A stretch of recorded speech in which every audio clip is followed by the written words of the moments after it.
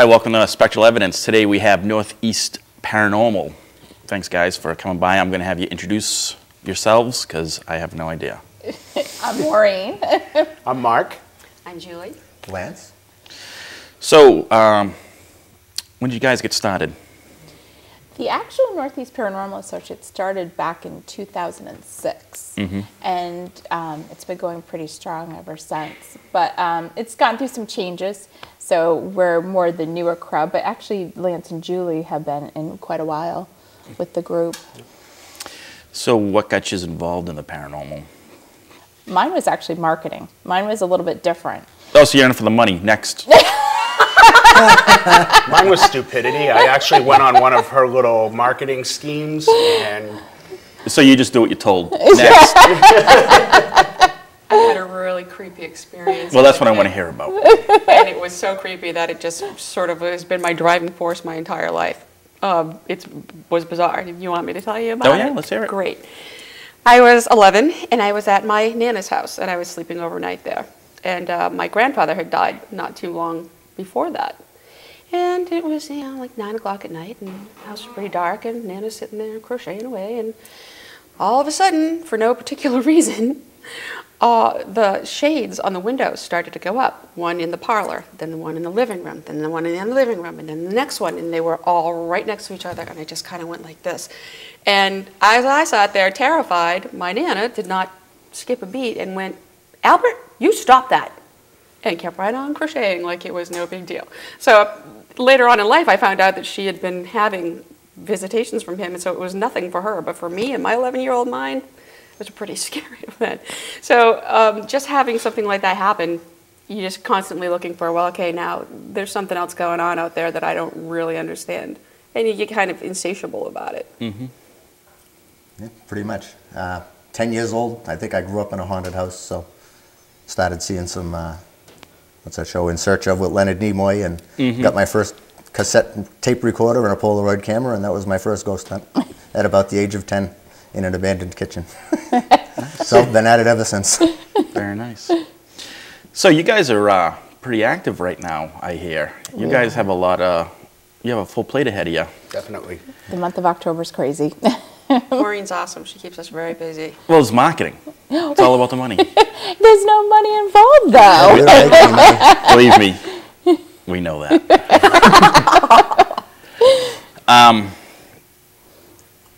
Well, you guys are going to be at Rocket Chuck. We are. Let's talk about that for a few minutes. That's a pretty big deal. That's a big venue. It is Yes, a big it is. venue. We're very excited. We reached out to them because a lot of people don't probably think of paranormal and horror mixed together, but really a lot of the newer movies. And you're in marketing? I am.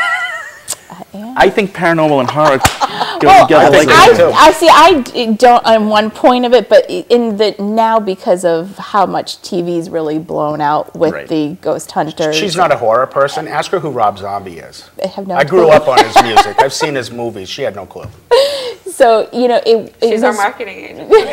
She's my wife. I have to deal with Hence it. the no money. I know, you just do what you're told. She's. But actually, I did have a good experience. that's how he actually got started. That's how I got He started. didn't I didn't believe it. really believe in ghosts at all. I mean, I had a couple appearances, weird things that happened when I was a kid, but I dismissed it all. And I went on my first ghost hunt as one of her schemes, and I think you were I there. was there. Yeah. I was there too. And we were sitting upstairs on the third floor of Governor's the Governor's Inn. And I sat in the hallway and I was joking around, and I took a flashlight out, and a mag light, and I turned it on, turned it off, shook it to make sure it wouldn't come on, and I threw it on the floor, and I was playing around, and I said, if there's anybody in here who would like to talk to me, turn the flashlight on. Boom. Boom. The flashlight came on, and I had an hour and 27-minute conversation with Mrs. Spaulding. And even the medium at first is like, who is this guy? Because they'd never seen it done. And that changed my whole attitude towards it. To the point where the old owner was, fed up to the point he didn't want to do it anymore. He was getting older. We purchased it. We love it. I want to know what's out there now. So, is that your favorite piece of evidence that you've collected? No, I'd have to say my favorite piece of evidence was at a restaurant. And Julie and I were sitting down in the basement. It's a sub-basement. It's got this big, old, like medieval-looking furnace. Big coal furnace. And we were trying to get this energy to communicate with us, and it was having problems, so I started to agitate it.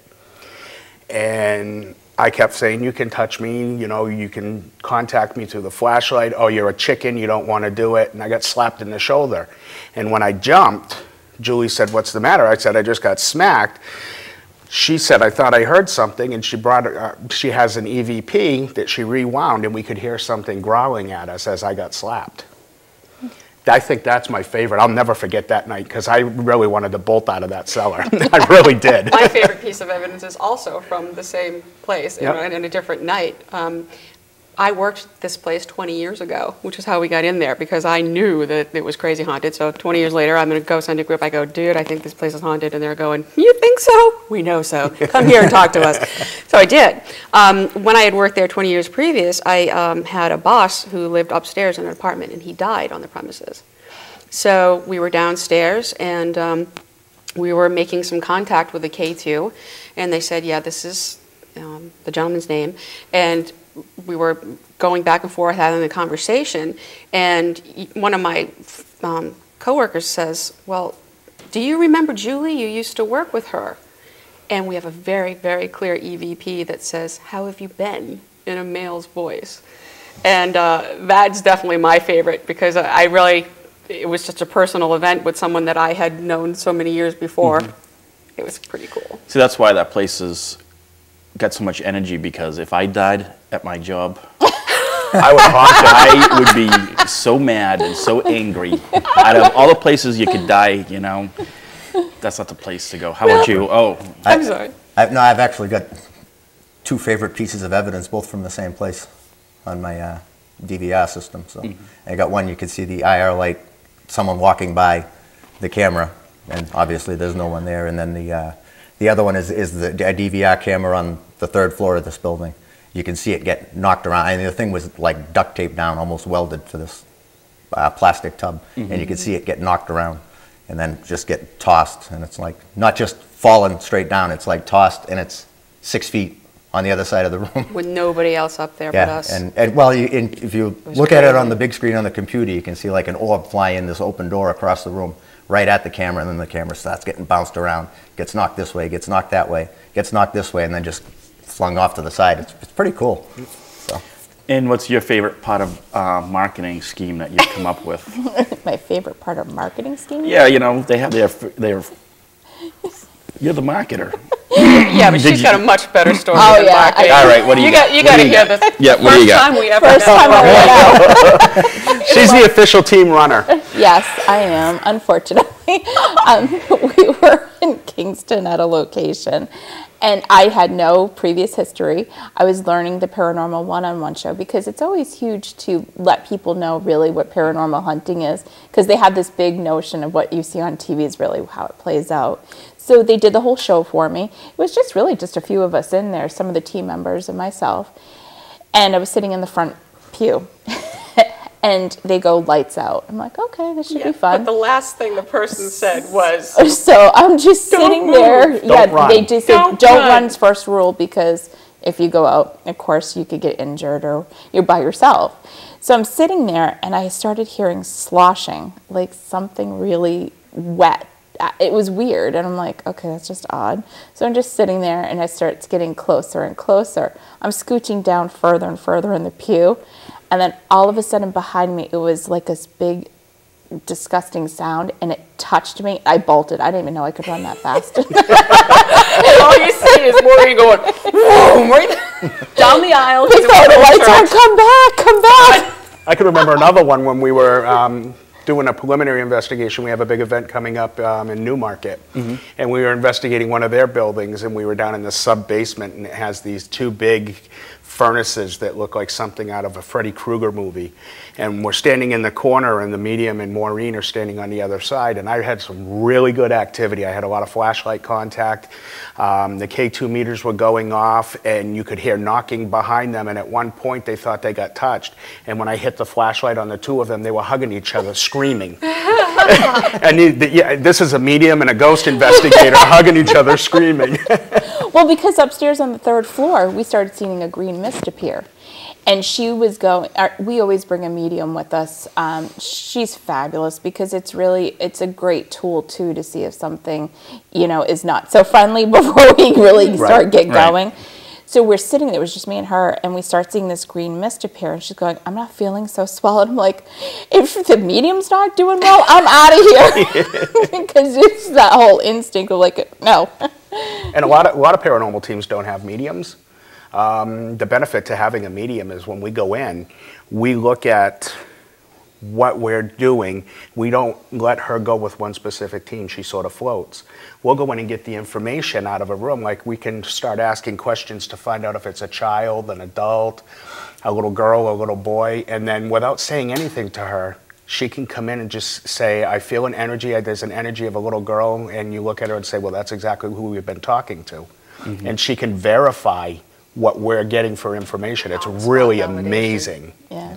And then we also take it even one step further because I know there's a lot of doubt in, the paranormal. So we actually have a professor at one of the big colleges who actually reviews our evidence. Yep. So she can debunk things that we wouldn't really think about. Like she could say, oh, that's a raindrop. Oh, that's a speck of dust, or that's a bug. Or I don't know what in the world that is. Yep. And, it's great. So more often than not we hear, I don't know what that was. A few minutes ago, you guys alluded to when we were talking about the horror and the paranormal, and you brought up the TV shows. Do you think the TV shows actually help or hinder the paranormal community right now? It's a little bit of both. Both, yeah, for sure. So I without going into any of those shows, I just want to say some of them, they can hinder. Some of them are more helpful, more realistic. I think the biggest perception is that people think that when you go out ghost hunting, it happens over the course of the hour that they're watching the show, and that's not the case. You spend sometimes 2 or 3 days gathering that information. And sometimes it's nothing but us sitting alone in a dark basement with nothing. That's it for hours on end. It's not as rapid, things happening as it sort of is. It's how you look at it as a viewer watching those shows. But you don't think that since it's gone so mainstream, that even if they came up with the best piece of evidence, there's always that shadow hanging over it because they are doing it for the money? Yeah. Right. Oh, yeah, I believe in that. Over everything. Yeah, I'm not after money. No, I know. I want to find out what's out there. Right, I understand Anytime you that. get any, and no offense to you, but anytime you get any kind of media or money involved, the purity of the situation is completely gone. Well, I agree. can guarantee you this is just barely media, and there is no money involved. All right? That's great. Because you're looking for ratings at that point, in that high of a caliber of a show or whatever, that that's what they do. They want their sponsors to pay them money, and they have to get results. Consequently, sometimes we'll be out at public events that we have, and people will be like, well, how come we're not getting any action? Well, they don't always want to come out and play when you say so. I was asking the question because people's perception. I mean, look at the media, look at politics, look at everything. People get their ideas. They don't make up their own minds anymore. Right. So you're watching these shows, and there's a bunch of people all running around and doing crazy things, and sometimes I think the shows actually have brought it down. Yeah, and I think it's interesting when you call a location to say, oh, can we come in, and either you're going to get, are you nuts, or you get, sure, why not? But it's interesting when you say that you even do this. Even as a female, you'll say most of the shows are all male-based shows. So or females are not little huge... cute girls who are 20 years old, and that's it. Right. Us middle-aged broads have So it's kind of funny because TV. we're doing a huge We're not event represented. for, we're doing the Gonic Mills, and this is the first time any group's ever been in there, and the gentleman was really great about letting us in. We're doing it for the Spacey and Science Center that they're building in Dover. It's going to be this equivalent of the Boston Aquarium / Planetarium. And first off, I was surprised Suits decided to even go this route because it's very unusual. The person who sits on the board is a vice president of a bank, and they sold out of tickets before even telling the public about it. so I think it's a lot more, you know, people are very accepting of it, or are not afraid to now say that, oh yeah, I watch those shows or stuff like that. But of course I came out of work in my dress and high heels to go take a quick run through of the mill. And I walked on the property and they're like, oh, can I help you? And I'm like, oh yeah, I'm from the they go, you're a paranormal hunter? I'm like, what were you expecting? Yeah. Anybody who's going to be a paranormal hunter, I can tell them right now, it doesn't make you money. Unless you're a top-rated show on, you know, syndicated TV, you're not going to make any money at it. I also, and I got to put a plug in for them, I also work for Haunted Overload. I'm one of the actors. I love scaring people. It's great. I love doing it every year. And we were talking the other night about, you know, there's a show coming up we're doing, but I'm supposed to be at the Haunted Overload at the same time. And she says, well, what's going to make you money? And I said, well, I have never put any money in Haunted Overload, and I've put tons of money into this group, so I'm going with Haunted Overload. So yeah, you're not going to make money. And if you think you are, you're not. Oh yeah. It's the very few. I think people get into it for the wrong reasons. Yes. You lose money. You Right. spend money. You spend a lot of Lots. money. But if you believe in it, you're not afraid to do that. Right. You know, I just want to bring up a point that you brought up, how middle-aged women aren't portrayed in the shows. Oh boy, here we go. No, but the funny It's thing. my particular rant, he knows. No, but the funny thing would be that if they were to portray a middle-aged woman in one of these shows, you'd either have some gypsy from a Frankenstein movie from the 30s, And she'd look like Cher. or the Elvira. midget woman from Poltergeist. They Right. wouldn't actually bring in a normal Typical. person, middle-aged you know. broad. Yeah. And isn't it sad? Because to be honest with you, I would bet that we're probably the biggest demographic. Pretty darn close. Maybe guys your age is probably the bigger ones, with, you know, Jason and Grant being, you know, oh, and Zach. Zach. Everybody loves Zach. Everybody's favorite Zach. Which one's Zach? From Ghost Adventures. Ghost Adventures, we're actually GAC certified members, where actually we sit on a private membership with the Ghost Adventures. We just got that accreditation. They actually have reviewed our evidence, gone through our website, looked into our backgrounds, and really checked us out well, and all because of this woman here. And her marketing skills. And her marketing skills. amazing. We are She's now amazing. officially GAC certified, and we can put that on any and all of our products, that we are part of the Ghost Adventurers crew. And I know you think it's funny about the marketing, but the marketing point is really more for the fact of what we do for all these nonprofit groups. That's all we do. We Oh no, yeah, I'm only giving you a hard time. I'm only giving you a hard time. Believe me. I know you have to get out there and you have to sell yourself. You have to present Definitely. yourself. You can't just, no one's gonna really come to you, or very often are people gonna come to you. You have to go out there, you have to pound the pavement. You do. I'm only giving you a hard time about it. You know, it's kind of funny though that you say, you know, Actually, you know what? You actually have the hardest job out of everybody on your team. Yes, she does. She's so good at it. She makes it look It's fun effortless. because I like it, because I think it's interesting to see what a nonprofit can actually do to get some money, because this is so out of the box for regular big groups to do. But you know, it's definitely interesting when we're getting a lot of calls right now currently, as you say, talking about the TV shows, for a lot of house investigations. Plus it's October, so everyone wants to have a But ghost. you know what's right? weird is that we're starting to find a lot of people are playing in a different realm, because the Ouija board would be a first starters, and We've gotten a couple home investigations getting lately where we go in and it's something that they brought there themselves, and they'll be like, oh, and we'll go, let's see, you've got, you know, we're looking at the books on the shelves and they're all about the occult and this, and we're like, okay, so like, what's if you're your gonna time with dabble this? in it. Well, I've, you know, done some Ouija board work, and I've done, well, you know, and we've done a few, you know, sessions with EVPs, and you're kind of like, The best You know? motto with a Ouija board is, if you don't know what you're doing, don't play don't with play it. with it. There's a lot As more our to it medium than would people say, think. yeah, in order to play with a Ouija board and use it the proper way, you need to call in the archangels, you know, what mediums do. I'm not a medium, so I don't know who she calls or what. But you don't just start playing with one, because then you're inviting them in, and that's just as bad as saying, here, come in, open the door, and scare the heck out of me for as much as you want and how long you want. I would never do it. Well, people think it goes away, you know, your Ouija board away And after it's a couple gone. hours. It's gone. You know, 2 months later, you're still getting stuff thrown around your house. Well, you know, I collect old Ouija boards. Oh, neat. Oh, great. And it actually freaks some people out, because they're like, you can't have these in your house. Oh, you can have them. It's just Yeah, well, I mean, there is just a wide array of people's interpretations, or whatever you want, however you want to put it. you know, like, oh, you know, the things of following that around. Isn't it hilarious when I walk into a room and someone go, yeah, this is Julie, she's my friend, she's a ghost hunter. I get one of two very distinct reactions. Wow, that's so cool, I need to talk to you. Or, oh my God, are you nuts? And it's never in between. There's always a very strong reaction either way. So, all right, Ouija boards. You truly believe or you agree with that, you know, by channeling energy towards this device, you can open a door and bring something. You can open a portal, yes.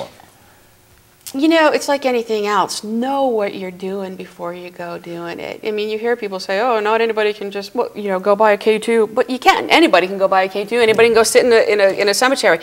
Do a little research first. Know a little bit about spirituality. Know a little bit about protection. Know about, I mean, once you've been in it for a while and you start to see things that you know you can't really be seeing, but they're really there, you start to understand there really is something else. And if you aren't armed, you're a target. You could be. I just think that knowledge is power in everything, and in particular in the paranormal, because there's so many unknowns. I think if you should go wandering around. If you walk in an old building and you feel real uncomfortable, there's a pretty good chance that you're feeling negative energies. And personally, I don't want to go into those negative energies. No, I mean, your best piece of equipment is your own body. Right. I mean, it's going to react instant to, you know, like you said, negative or positive. If you're feeling something, chances are something's there. I mean, I kind of go with, you got spirits everywhere.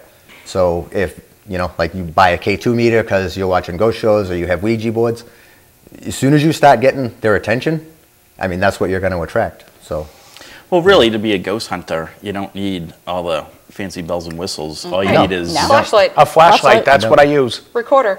Whatever. I bring an or just more recorder importantly, and a your eyes, flashlight. your nose, your ears. Your I senses. said your body is your best Your piece of senses. equipment. Yeah. So. I'm by no means a medium, but if I'm in a dark room in the Just middle by of the looking night, at you, I can tell that you're not a medium. because I'm not. Come on, I already used that joke on an investigation. I'm actually an extra large. No, what I was getting at is, when you're in a dark room, I mean, you're talking about your senses. If I feel energy in the room, I get cold. I get goosebumps. The hair on my body stands on end, and I get like a tingling in the back of my neck. And no, it's not because of anything other than the fact that I actually feel the energy coming towards me. And we proved that at our first investigation at the Gonic Mills last week. I was talking to what I believed was a little girl, and I was asking her name. She told me her name was Anne. And I go, Anne, if that's you communicating with us, can you let us know? And nobody heard anything. We went home and we started reviewing evidence, and on one of the EVP recorders, we heard a little girl's voice in the background say yes. Right after I'd asked, is this Anne? You can't see her, you didn't hear anything, you could feel someone there, but you couldn't get any other conclusive proof until we checked the EVPs. Honestly, it's a lot like your first impression with people. You walk into a room, you know if someone smiles at you or looks the other way, if they're looking downcast. I mean, you kind of get a first impression. You get a little vibe. It's if you're open to it and you're willing to pay attention to your own body and your own senses, it's kind of the same thing. Yeah, it's I mean, like when I first met her, I thought she was to... crazy, and she's confirmed it since then. Yeah. I get the exact same. See that? Your sensors are working on overtime right now. She's crazy. But actually, one of the cool things about our group is that I love you too. Our medium is a Reiki master, and every one of us is going to be a trained Reiki instructor. How many paranormal groups can actually say that they're all Reiki trained? Not many. So, all right, that leads me to my next question. I was going to ask you, what separates you guys from other paranormal groups? You know, we've had a lot of groups on this show, and no one has really given an original answer. Can I just take a stab at that real quick? I'm going to say this is the first thing. This is what Maureen's been. This is again Maureen and our genius girl here. So many of these groups are all out, this is our evidence, this is our place, and I've seen this so many times. Oh, we're in there exclusively, don't come in there, don't do that. We're like, what are you, nuts? hey, we found this great place. Come investigate here. Come with us. Hey, we're very into parent unity. And that's because that's the way that it's supposed to be. Right. You know, you share this kind of stuff. We're all looking for the same answers. I don't think any one of us is going to end up being, you know, a star. If that happens, great. But other than that, we make a lot of good friendships. We have a lot of benefit of picking other people's brains, seeing other people's techniques. It's fabulous. So right there, that sets us apart. About our medium a little bit. She's not here. She really wanted to be. Our medium is fabulous. She's amazing. Yep. She's all about educating. She's there for everybody all the time. If we have an issue, she'll help cross spirits over. She'll do cleansing. She does all of her work with us anyway. She does it all for free. She also does her mediumship as a business. Her name is Danielle Dion, and if you look her up, it's on the web. Look for Crossroads Farm. She's a fabulous human being, and I just think she needs a lot of the credit because she's a big heart. A big-hearted person, and she does it for all the right reasons. Right. She does soul missionary work. That's different than, well, I'll come in and do a cleansing for $125, because believe me, I've seen that too. And that's not Danielle. Danielle's there for the right reasons, and she's very good at what she does. Yeah, and a lot of paranormal companies will advertise, yeah, we can cleanse your house for this much money. Right. We go in, we do the investigation for free, we cleanse for free, we do pretty much everything for free because we want to know, and she's there.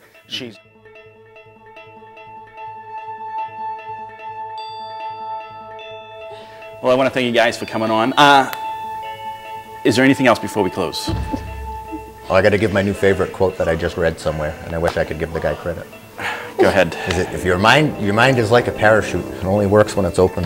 Oh, I like that. Actually, we came up with a better one last night. It was, if your medium tells you to get out, Run like hell.